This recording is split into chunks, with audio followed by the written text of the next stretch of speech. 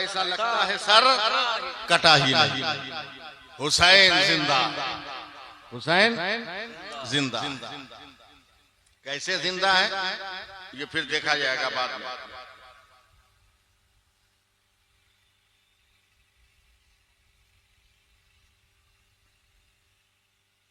अल्लाह फरमाता है जो अल्लाह की राह में कत्ल किए जाए उन्हें मुर्दा न कहो बल्कि वो जिंदा। और अल्लाह जिसको जिंदा कह दे उसको कोई मुर्दा कह सकता है? जो कहेगा वो खुद मुर्दा हो जाएगा।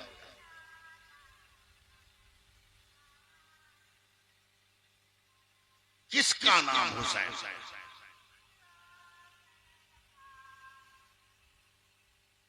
मैं फैसला नहीं कर पा रहा हूं, कसम से मैं कह रहा हूं, वरना शहादत पर मैं अपनी तारीफ नहीं करता हूं। दुनिया जानती है कि मैं जब बोलना शुरू करता हूं वाह वाह लोग हिलना भूल जाते हैं। लेकिन आज मैं फैसला नहीं कर पा रहा हूं कहां से शुरू करूं।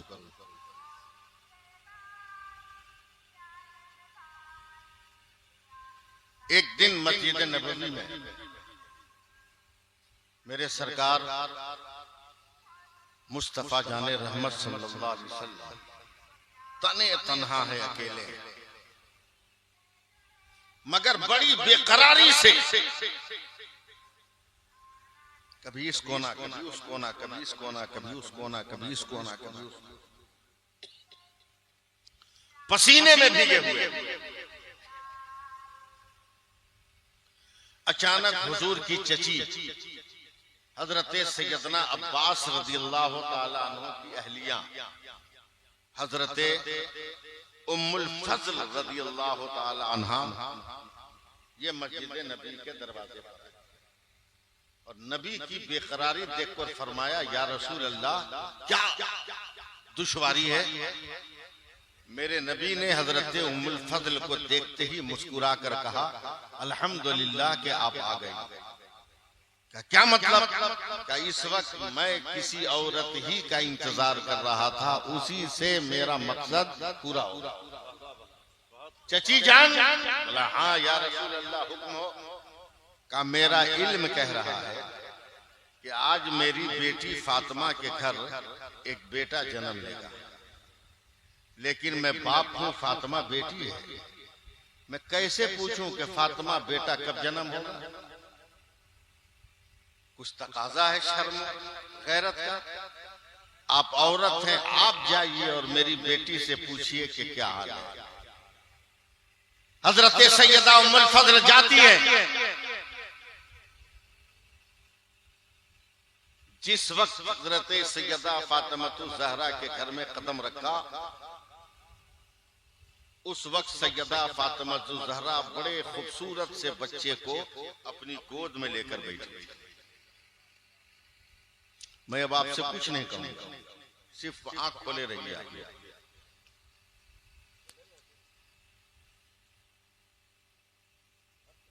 सैयदा फातिमा की गोद में ये खूबसूरत सा बच्चा ऐसा लग रहा था जैसे किसी ने तकद्दुस के मेहराब और मिंबर पर कोई नूर का चिराग रोशन कर दिया हो। सैयदा उम्मुल फज़ल घबरा कर पूछती है, ए बेटी फातिमा, तेरा ये बेटा कब पैदा हुआ? सैयदा फातिमा मुस्कुरा कर कहती है, दादी जान चंद सेकंड पहले। लफ्जों पे गौर कीजिएगा, चंद सेकंड पहले एक औरत ने औरत को औरत की नजर से देखा। हजरत उम्मुल फज़ल ऐसे करती है। बोला मुमकिन नहीं। बोला क्या मतलब? का मैं भी औरत हूं, तू भी औरत है।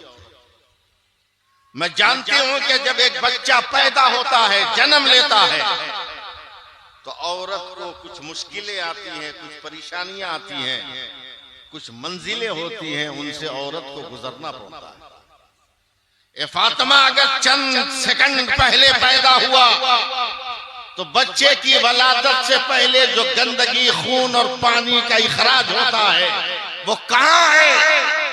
तो तो हजरत फातिमा ज़हरा कहती है, दादी जान आप पता नहीं क्या कह रही हैं, मेरे पेट में हल्का सा दर्द का एहसास हुआ, बर्दाश्त मैंने आंखें बंद की तो मेरा ये नूर नजर जमीन पर पड़ा था, मैंने उठाकर इसने अपने कलेजे से लगा लिया है और मैंने दूध का कतरा पिलाना शुरू किया।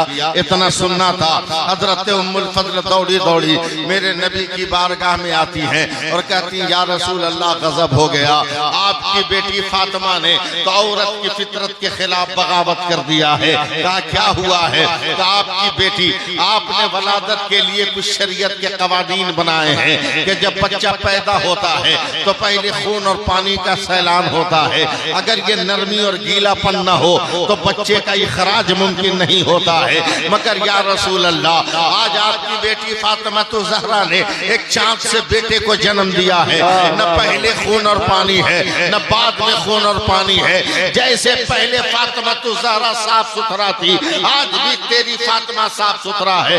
तब मेरे नबी मस्जिद नबवी में टहलते हुए फूलों की क्यारी के करीब गए हैं और फूल की डाली से फूल तोड़ा है और मुस्कुरा कर कहता हूं, उम्मुल फजल ये बता कि जब किसी फूल की डाली पर फूल खिलता है तो क्या फूल आने से पहले भी पानी का कोई कतरा आता है और पानी का फूल खिलने के बाद भी पानी का कोई कतरा टपकता है?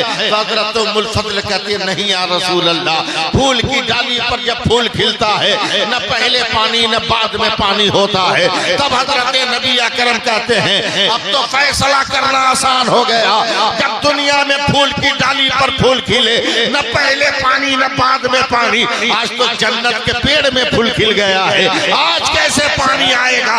उम्मुल फजल ऐलान कर दो, फातिमा भी पाक है, अली भी पाक है, आने वाला बेटा भी पाक है और उसका नाना मुस्तफा भी पाक है।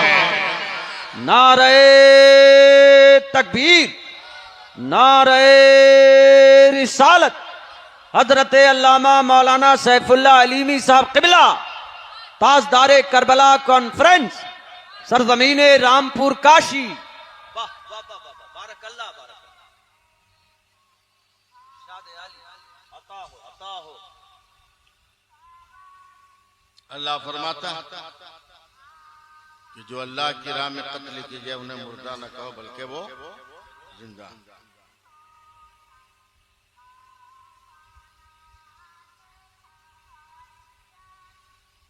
इस हिंदुस्तान में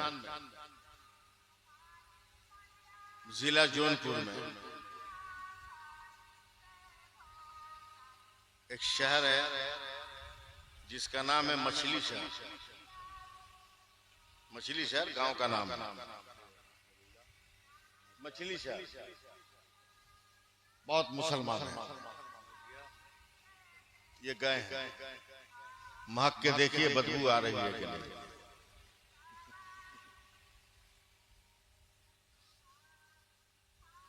अच्छी जगह पढ़े लिखे लोग, और आज नहीं अंग्रेजों के जमाने में भी पूरे गांव के लोग बड़े बड़े पोस्ट पे थे, कोई जज, कोई वकील, कोई डॉक्टर, कोई प्रोफेसर, कोई लेक्चरर।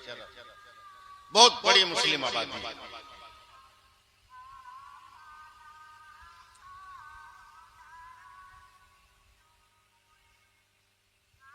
मछली शहर में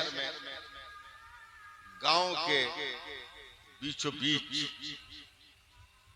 एक बड़ी आलीशान मस्जिद थी। अंग्रेजों ने ऐलान किया कि रोड बनाने के लिए हम इस मस्जिद को गिरा देंगे। पढ़े लिखे लोग एक माहौल बनाइएगा सुनने सुनाने का, कानून जानते हैं। पीर साहब क़िबला हैं, बड़े तजर्बाकार हैं कि दुनिया की कोई भी अदालत बालिग को सजा देती है, नाबालिग को सजा नहीं दे सकती। जैसे 10 बरस का कोई लड़का मर्डर कर दे तो मुल्जिम है, मुजरिम है, उसकी सजा का ऐलान हो जाएगा, मगर जब तक सरकारी कागज में वो बालिग नहीं होगा उस वक्त तक उसको सजा नहीं दी जाती। ये पूरी दुनिया का कानून है, सिर्फ इंडिया का नहीं, वर्ल्ड पैनल कोड। पढ़े लिखे मुसलमान थे, 319 बच्चे बच्चियों को पकड़ के उन्होंने मस्जिद में बैठा दिया। अंग्रेज आएंगे, बड़ों को देखेंगे तो जुल्म करेंगे, मगर ये नन्हे नन्हे बच्चे हैं, इनको देखकर वो जुल्म नहीं करेंगे। ये दुनिया के कानून के खिलाफ है। मगर उन मुसलमानों को मालूम नहीं था कि ये अंग्रेज है, ये अंग्रेज है, समझे। आज भी लंदन की पैदाइश का अशारिया अगर देखेंगे तो 60% बच्चे हरामी पैदा होते हैं।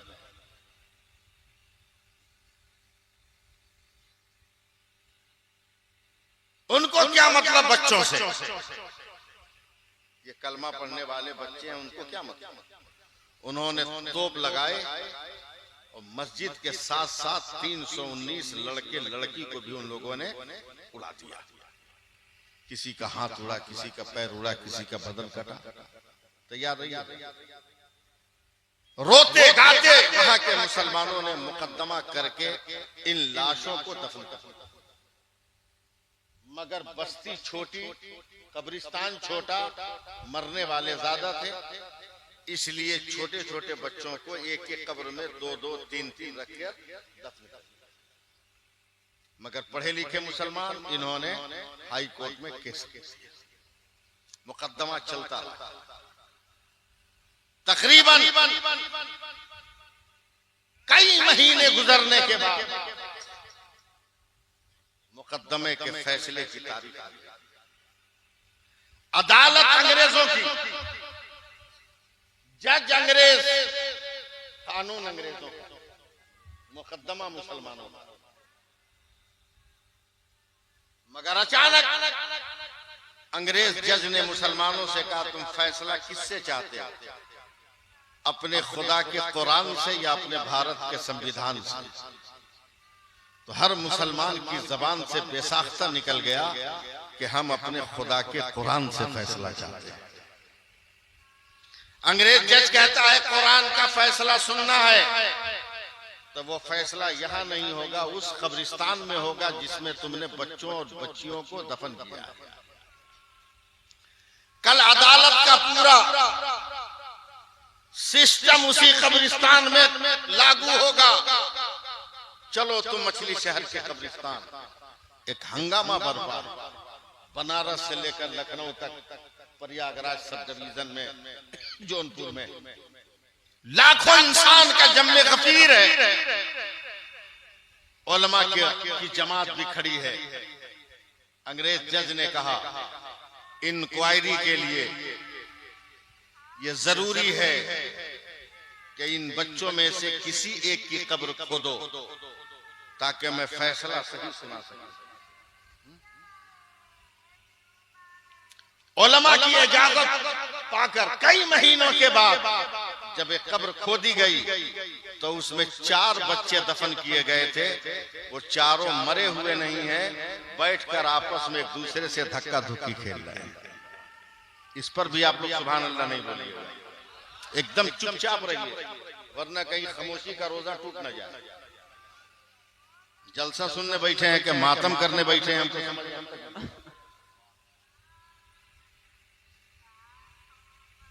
देखा सबके सब खेल रहे, परेशान, पसीना पसीना, थर थर थर थर कांपता हुआ वो जज कहता, बंद करो कब्र को।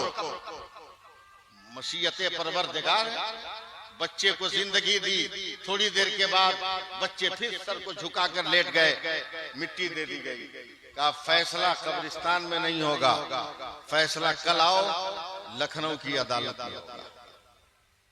सारे लोग पहुंचे लखनऊ की अदालत में। जज अदालत की कुर्सी पर है। रामपुर काशी वालों बहुत तकरीरें सुने होंगे, आज मेरा भी इम्तिहान है, आज आपका भी इम्तिहान है।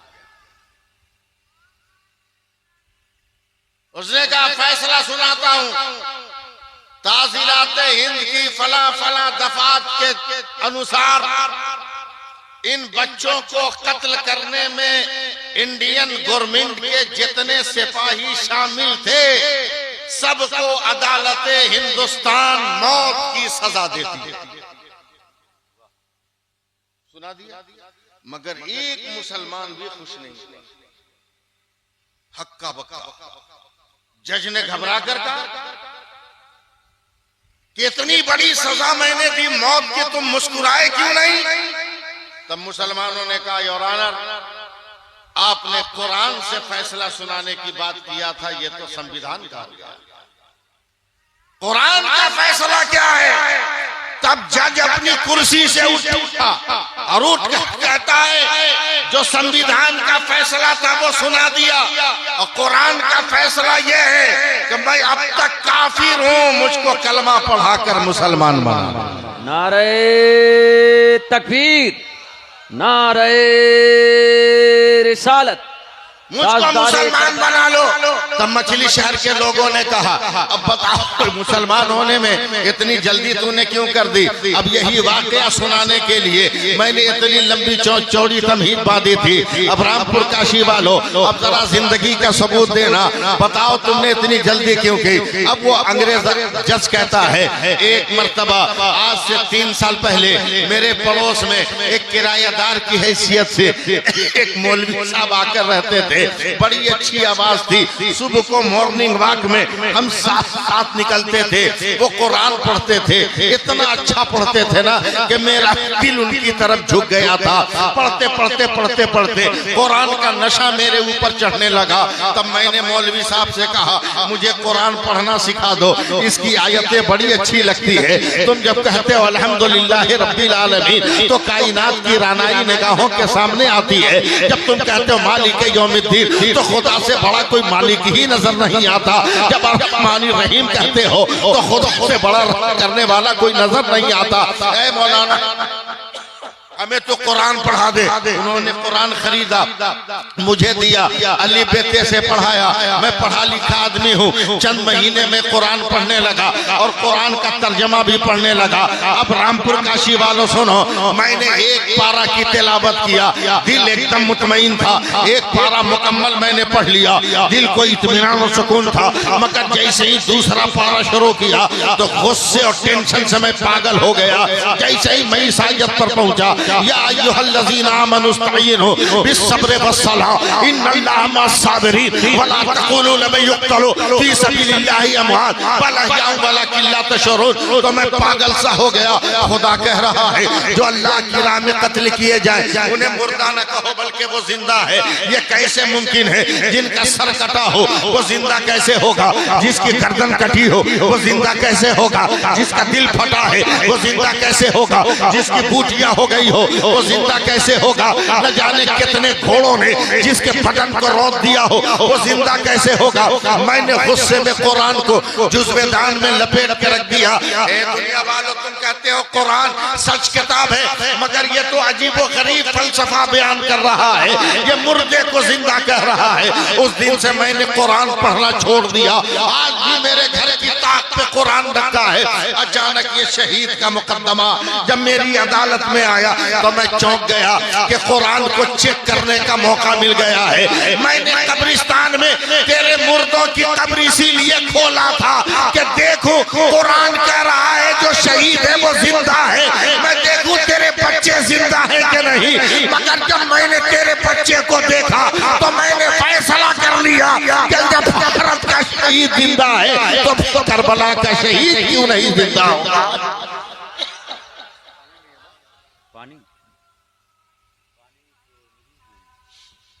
करबला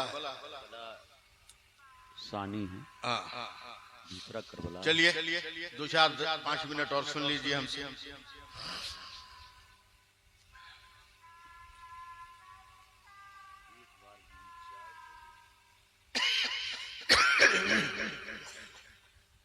या हुसैन बोल दीजिए। बहुत दिन से आप लोग जलसा करवा रहे होंगे।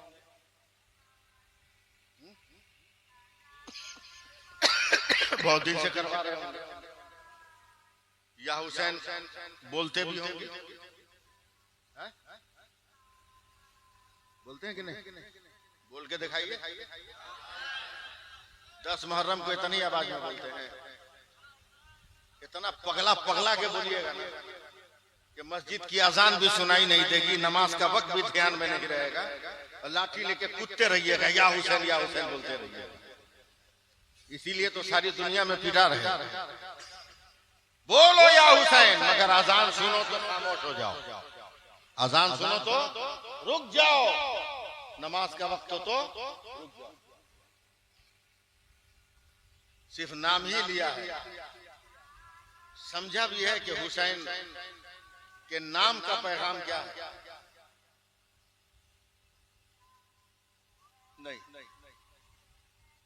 नहीं समझ। चलिए सुरगाई शरीफ,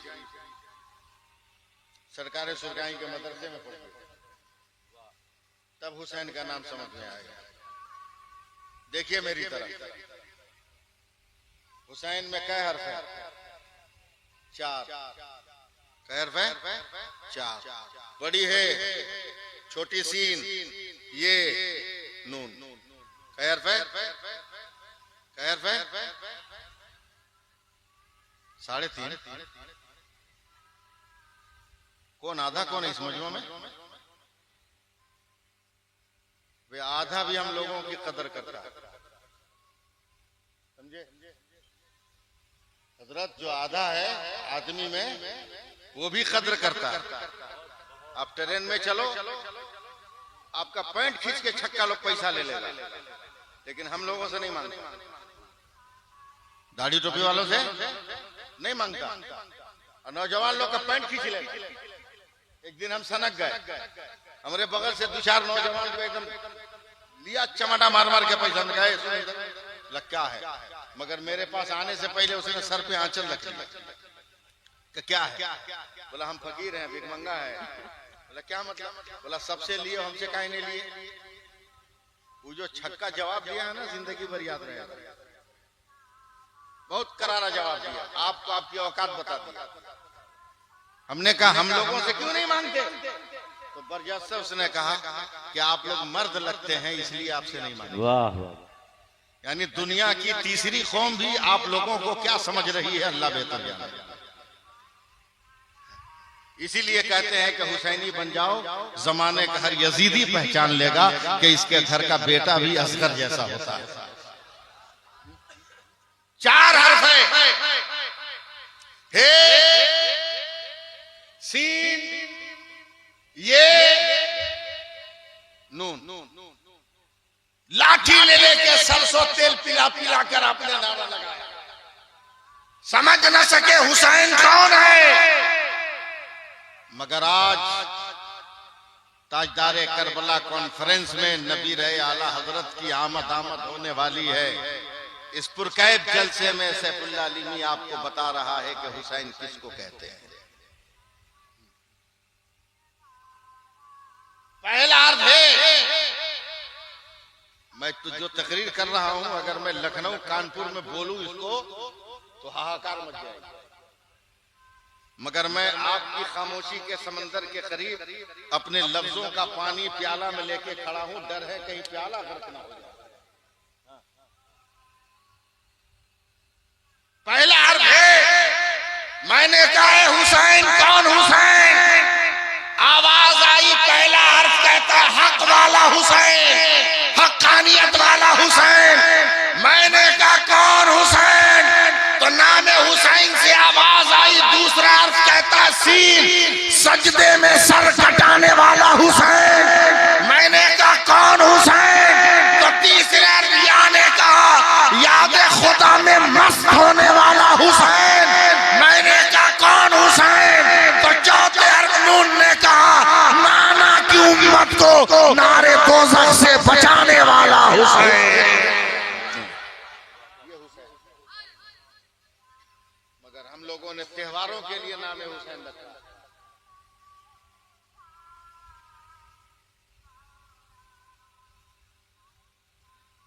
पर्व मनाने के लिए हम लोगों ने नाम हुसैन रखा। जबकि डॉक्टर इकबाल जैसा शायर कहता है कि अजान दे गई हजरत बिलाल की हस्ती, अजान दे गई हजरत बिलाल की हस्ती, नमाज पढ़ गए दुनिया में करबला वाले। हो सके तो लाइए दोनों जहां मीजान में। हम जामे मस्जिद के गेट पर एक बहुत खूबसूरत मजार है, हजरत अब्दुल्ला शहीद रहमतुल्लाह अलैह, उसी शाहजहांपुर का। शाहजहांपुर के आदमी ज्यादातर सब्जी का कारोबार करते हैं। पूरा मुजफ्फरपुर में सब्जी की खेती वही लोग कर रहे हैं, लीज पे लेके। हाँ, मैं जलसे में गया शाहजहांपुर में, वो पहचान के लोग कहा कि आप तो फला जगह के। हमने कहा तू कैसे? बोले वही नाम खेती करते हैं। हमने कहा वाह रे मेरे सरकारी कहाँ के आदमी को तूने अपने दयार में खेती दे दिया है। मजार है, उस गांव के एक आदमी सफर कर रहा है, जंगल आ गया, सूरज डूब गया, डर के मारे हालत खराब, जाए कहां? एक पेड़ के नीचे दुबक के बैठ गया, मगर कहीं से शेर, कहीं से चीता की आवाज, थर थर थर कांप रहा है। आज रात गई हमारी। जब तक दूर एक उजाला नजर आया, छुपते छुपाते, डरते डराते उस उजाला तक पहुंचा तो देखा एक बहुत बड़ा रूम है, हॉल कमरा है, उसमें से मुश्को अंबर और ऊद की खुशबू आ रही है, उसी इसके चिराग की रोशनी बाहर आ रही है।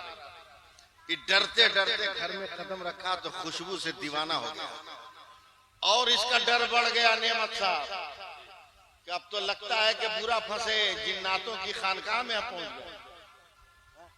हालत खराब, एक कोना में छुप के बैठ गया, थर थर कांप रहा है। थोड़ी देर के बाद देखा कि बहुत सारे लोग घोड़ों पे बैठ के आ रहे हैं और सबका चेहरा बड़ा खूबसूरत है, नूर की तरह चमक रहा है। थोड़ी देर के बाद एक और आदमी आया घोड़े पर बैठकर और उसके चेहरे पे नकाब पड़ा हुआ है। वो आदमी उस मकान में दाखिल होकर जो स्टेज बना था ना, उस स्टेज पर और बाकी सब लोग नीचे बैठ गए। अचानक स्टेज पर बैठने वाले आदमी ने कहा, आज के मजमे में कोई शाहजहांपुर का भी है।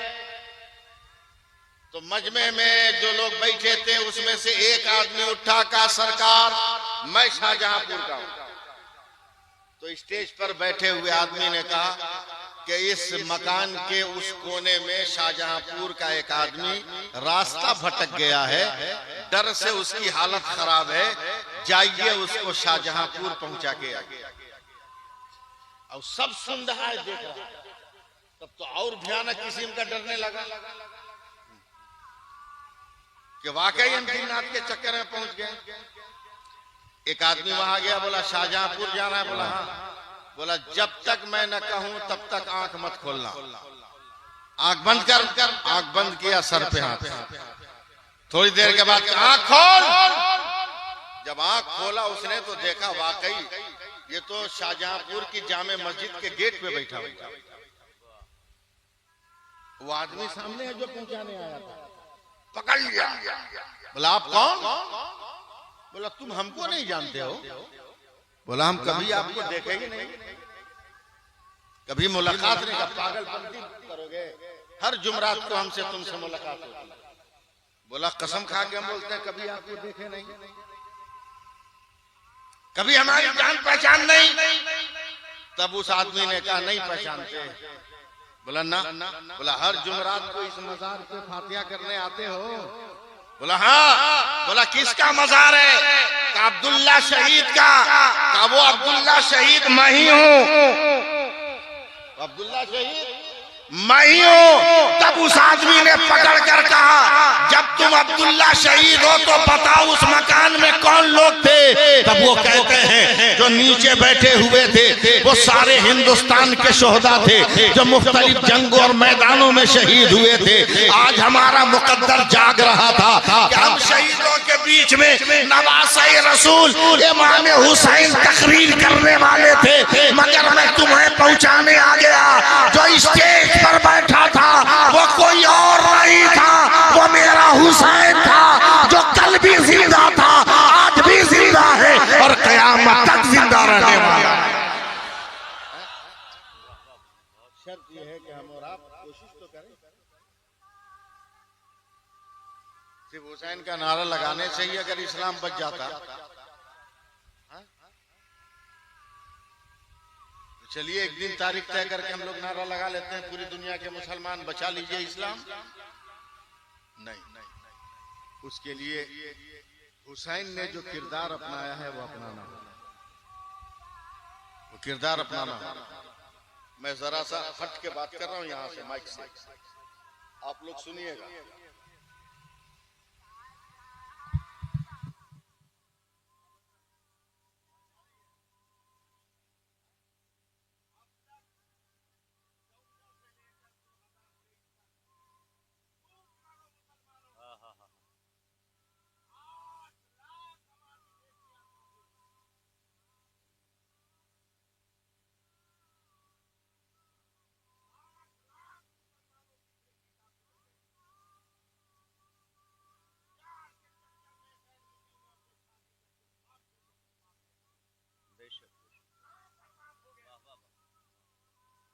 जाना है तो ज़ैनब के दुपट्टे का वास्ता है। घर बना चाहे मत बना, अपनी बेटियों की आबरू बचा ले।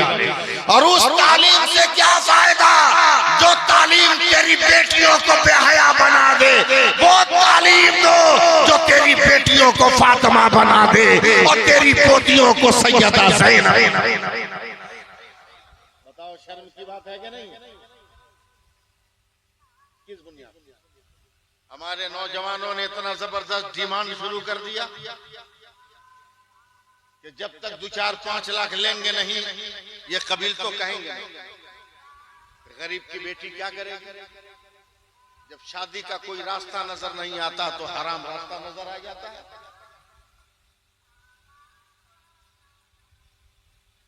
क्या मेरे हुसैन का यही पैगाम है? अगर हुसैन चाहते तो एक दिन भी करबला में बगैर पानी और बगैर खाना के नहीं रह सकते, नहीं रह सकते थे। आपने तो सिर्फ सुना है ना, मैंने देखा है। 5 मुहर्रमुल हराम को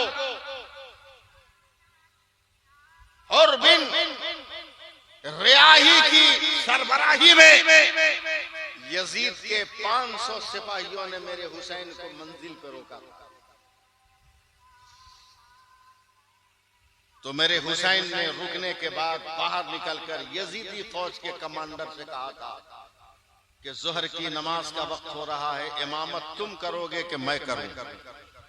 तो यजीदी फौज के कमांडर हुर बिन रियाही ने कहा था कि हुजूर आप तो खानदानी इमाम है, इमामत आप। मेरे हुसैन ने की जमात में 500 यजीदी सिपाही भी शामिल थे। जोहर की नमाज जमात से पढ़ी 5 मुहर्रम। उसके बाद एक नजर डाला यजीदी सिपाहियों पर। हुसैन पलट कर आए, सैयदा ज़ैनब से कहते बहन अगरचे हमारे कातिल लग रहे हैं मगर है इंसान। रो रो रो, कातिल नजर आ रहे हैं मगर इंसान ये भूखे प्यासे लग रहे हैं। ए बहन, जो बोरों में खजूर भरा हुआ है सफर के लिए, मशकीजों में पानी रखा हुआ है, निकालो और इन सिपाहियों को खिलाओ। करबला की जंग से पहले 5 मुहर्रम को कई मन खजूर मेरे हुसैन ने 500 यजीदी सिपाहियों को खिलाया और सैकड़ों मशकीजा का पानी पिला दिया। अब फैसला करो रामपुर काशी वालों, अगर मेरे हुसैन ने करबला के लिए पानी बचा लिया होता तो आज का करबला की ये तारीख होती जब प्यासे हुसैन को जमाना बर्दाश्त न कर सका, असगर के तबस्सुम को न बर्दाश्त कर सका, प्यासे अकबर को न बर्दाश्त कर सका, प्यासे अब्बास को न बर्दाश्त कर सका, तो अगर अब्बास ने पानी पी लिया होता तो करबला का नक्शा क्या होता? अगर कासिम ने पानी पी लिया होता तो करबला का नक्शा क्या होता? अगर अकबर ने जामे इश्क पी लिया होता तो न जाने करबला का क्या नक्शा होता। अरे मेहमानों को खिलाकर मेरे हुसैन ने ऐलान किया, मैं खानदान नहीं खुदा का कुरान बचाने आया हूँ, मैं अपनी जात नहीं मुस्तफा की बात बचाने आया हूँ। समझे? आज भी नौजवानों, मैं बात खत्म करते हुए समेटते हुए आपसे गुजारिश करता हूं कि आप शादी ब्याह करते हो, अच्छी बात है, आपके घर में भी बेटी है, आपके घर में भी बहन है, क्यों गरीबों की बेटियों से मुतालबात करके अपनी आखिरत खराब कर रहे हो? खैरात की दौलत पे जीना अच्छी बात नहीं, समझे? और नुकसान है। आप फिर तरीकत बैठे हैं, ये जानते हैं मैं बहुत बड़े बाप का बेटा हूं, मैं तावीज भी बहुत लिखता हूं मगर पैसा नहीं लेता ना, तब भी नहीं लेता। गाड़ी की चाबी हजरत फेंकते हैं लोग, नहीं लेता, इसलिए कि मुझको एक वाकया याद बचपन का। हुजूर मुफ्ती आज़म हिंद अलैहिर्रहमत रिदवान से मुरादाबाद के एक आदमी ने ताबीज लिखवाई और एक टोकरी सेब दी। हुजूर मुफ्ती आज़म ने फरमाया कि आज ले जाइए, कल लेके आइए। बोला क्यों? बोला आज ले लूंगा तो उजरत समझी जाएगी और कल लूंगा तो तोहफा समझा। हालांकि कोई अगर अपनी मर्जी से किसी भी तावीज लिखने वाले को पैसा देता है तो इसका लेना शरीयत में जायज है और ये नाजायज इसे नहीं करार दिया जा सकता, इसे दौलते हराम नहीं करार दिया जा सकता अगर कोई अपनी मर्जी से दे रहा है तो। तावीज भी बहुत लिखता हूं। मेरे मोहल्ले का एक नौजवान आया, बोला हजरत 3 दिन से नींद नहीं आ रही है, 1 हफ्ता से 3 महीना से नींद नहीं आ रही है, परेशान हूँ, डिप्रेशन का शिकार हूँ। फूल मोहम्मद नेमत साहब ने कहा है कि अलीमी साहब से ताबीज ले लो, ताबीज दीजिए। मैंने उसको देखा, पहचाना, कि कितने दिन से नींद नहीं आती बेटा? बोला 3 महीना से। हमने चले जाओ, जिंदगी भर तुमको नींद नहीं आने वाली, और मुझसे नहीं बड़े बड़े पीरों से ताबीज लिखवा लो, कोई फायदा नहीं होगा। बोला क्या मतलब? बोला मतलब मत पूछो, नेचर के मुताबिक काम करो। मगर मेरी बात समझा नहीं, हम पर गुस्सा हो गया। हमने कहा ज्यादा गर्मी मत देखा, हम तुम्हारे नस नस से वाकिफ है, तू मेरे गांव का है। बोला क्या हुआ? हमने कहा 3 महीना पहले तक की पूरी कहानी मुझको मालूम है कि शादी से पहली वाली रात तक तू बोरा बिछा के सोता, अब ससुराल से मिल गया बॉक्स वाला पलंग, मोटा वाला गद्दा, उस पे तुमको नींद आए कैसे? अगर सुकून से सोना है तो बोरा बिछा के सो, अभी नींद आ जाएगी। इसलिए नौजवानों, अगर कामयाबी चाहते हो ना तो लड़कियों से मांगी हुई खैरात वाले पलंग पे सोने की तैयारी मत कर। अल्लाह ने तुमको पैसा दिया, पहले अपने पैसा से खरीद के सो के प्रैक्टिस कर ले। बहुत लंबी चौड़ी गुफ्तगू हो गई, इसके लिए माजरत। फरहान बरकाती साहब भी आ गए, बहुत पुराने मद्दाहे नबी हैं, बहुत अच्छा पढ़ते हैं। इस माहौल को पार कर लेना, पार लगा लेना भी बहुत बड़ी बात है, समझे। मैं सिलसिले तेगिया के ये लोग अमानतदार हैं। हजरत पीर तरीकत रहबर राह शरीयत रहा सूफी फूल हसन साहब किबला, मुझको याद आ रहा है कि हज पे हम लोग एक साथ थे ना। हाँ, मुझको याद कि 2008 में जब मैं हज पे गया था तो हजरत भी 2008 में हज पे गए थे। हाँ, जन्नतुल बकी में मुलाकात हुई। अब दुआ कीजिए कि अब आखिरी मुलाकात जन्नतुल मोहल्ला जन्नतुल फिरदौस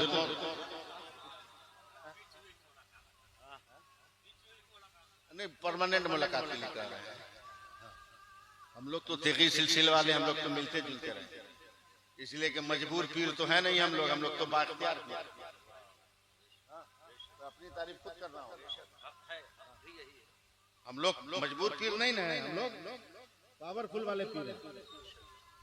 सरकार सुरकाई का मुरीद लोग सुरकाई शरीफ में बैठ के बतिया रहा है। किस दिन बतिया रहा है? जब सरकार सुरकाई जिद पे आ गए। असल मुरीदों ने एक दिन कहा कि हुजूर ये गांव बहुत देहात है, गंवार लोग रहते हैं, आप इंतकाल हो जाएगा तो उर्स में कैसे आएगा लोग, कोई रास्ता उसका है नहीं। अब वाकई क्या सुरकाई है, आज भी कोई सवारी नहीं है, आज भी सुरकाई में कोई परमानेंट सवारी नहीं है। एक तरफ काटी, एक तरफ दमोदरपुर का फर्दोपुल, एक तरफ बंगरा, एक तरफ पानापुर। इतना दूर से या तो रिजर्व सवारी से आइए या तो पैदल आइए। आज भी परमानेंट सवारी नहीं है सुरकाई शरीफ के लिए। का कम्युनिकेशन की बहुत दुश्वारी है, यहाँ मत रहिए, चल के शहर में मुजफ्फरपुर के करीब कहीं मजार बनाएंगे, मुरीद लोग को आराम रहेगा। कहा नहीं, सुनो सुनो, नहीं, मुझको इस सुरकाई की धरती से मोहब्बत हो गई है, मैं यहीं रहूंगा, मैं यहीं रहूंगा। समझे? तो मुरीद भी क्वालिटी होती है ना हजरत। बातचीत खत्म हो गई, हजरत लेटे हैं, दूठे मुरीद आपस में बात कर रहा है। चुप चुप, मरे देने बुढ़वा को, आपस में बात कर रहा, मरने दो। इनको क्या पता कि मरने के बाद हम दमोदरपुर में रखें कि सुरकाही में के मुजफ्फरपुर में, इनको क्या पता, मरने दो। जीत पे अड़े हुए सरकारें सुरकाई की आंख खुल गई। अगर रामपुर वालों अभी भी नहीं बोलोगे तो जिंदगी में नहीं बोल पाओगे। आंख खुल गई और उठ के बैठ गए, गुस्से में तमतमाते हुए कहते हैं, सुनो, तुम्हारी मर्जी, जहां चाहो वहां कब्र खोद कर मुझको दफन कर दो, मगर मेरा नाम भी तेगली है, तुम जहां दफन करोगे वहीं से जमीन चीर कर मैं सुरकाही शरीफ आ जाऊंगा। यानी जाते जाते मेरा तेगली एक मसला बता गया कि जब सुरकाई का पीर जमीन चीर कर कहीं से कहीं जा सकता है तो बताओ मदीने वाले क्यों नहीं आ सकते हैं, और करबला वाले, बगदाद वाले क्यों नहीं आ सकते हैं। इसलिए लोगों,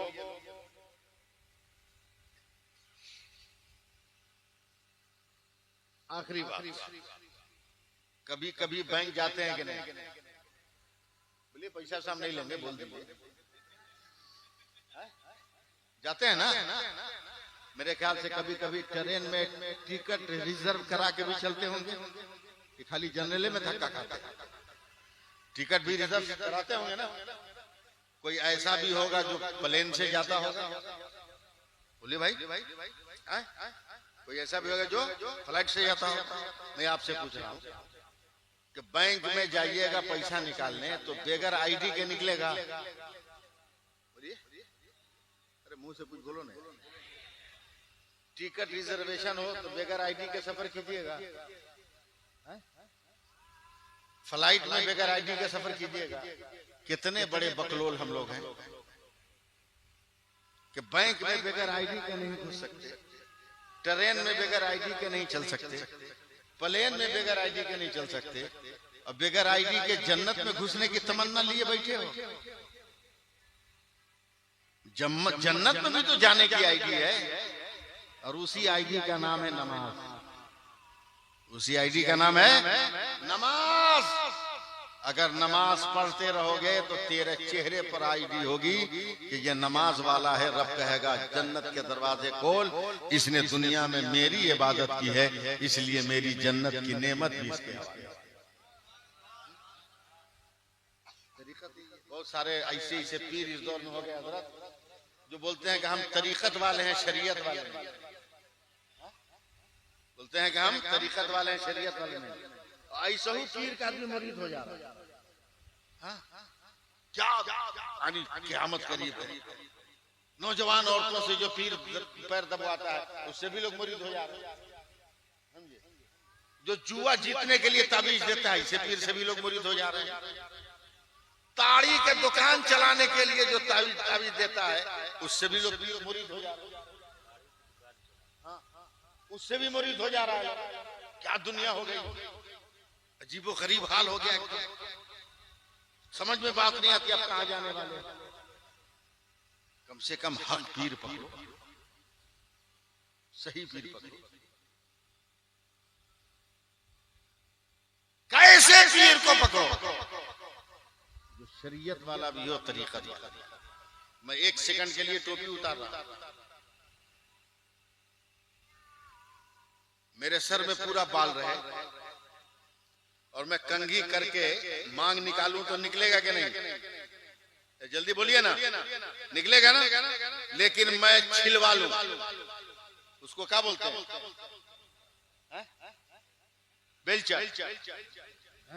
बेलचट हो जाए, टकला हो जाए, और उसके बाद दिन भर नहीं, दिन भर कंघी लेके मांग निकालते रहे, निकलेगा? बोलो नहीं ना, नहीं। इमाम गजाली फरमाते हैं कि तरीक़त शरीयत बाल है, तरीक़त उसकी मांग है। जब तक बाल नहीं होगा मांग नहीं निकलेगी। उसी तरह जब तक शरीयत नहीं होगी उस वक्त तक तरीक़त नहीं हो सकती है। इसलिए बेनमाजी पीरों से मुरीद मत बनो। जो पीर नमाज पढ़ता हो और जो नमाज की तबलीग करता हो उन पीरों से मुरीद। इसके लिए आपके सिलसिले कादरिया तिहरिया के पीराने इज़ाम का अमल है। बरेली के हमारे मरकजी खानकाह के अमाल आपके सामने है, समझे? अमाल आपके सामने है। बस दुआ है मौला कदीर हम सबको अमल की तौफीक अता फरमाए और एक और नेक बनने की सादतें अता फरमाए। चूंकि 3 ही बजे तक का प्रोग्राम है, फरहान रजा साहब को भी पढ़ना है, हजरत की भी आमद हो ही जाएगी। मैं अपनी बातें खत्म कर रहा हूँ, मगर खुदारा हाथ जोड़कर गुजारिश कर रहा हूँ, मेरी कौम के नौजवानों, शादी को आसान करो। शादी को आसान नहीं, सस्ता करो। गुनाह खुद ब खुद महंगा हो जाएगा। गुनाह खुद ब खुद महंगा हो जाएगा। इसलिए कोशिश करो। अल्लाह ने बाजू में ताकत दी है खुद कमाने की, समझे? काहे को किसी की जमीन बेचवा रहे हो पैसा मांगकर, नकदी मांगकर? गाड़ी मांग लेते हो, 2 महीना के बाद पेट्रोल भरने का पैसा नहीं रहता है। काहे को अपने आप को भी बर्बाद कर रहे हो, उसको भी बर्बाद कर रहे हो। दीन बचाओ और उस तालीम से अपनी बेटियों को दूर रखो जो तालीम तुम्हारी और हमारी बेटियों को बेहया बना दे। अल्लाह ताला हम सबको अमल की तौफीक अता फरमाए।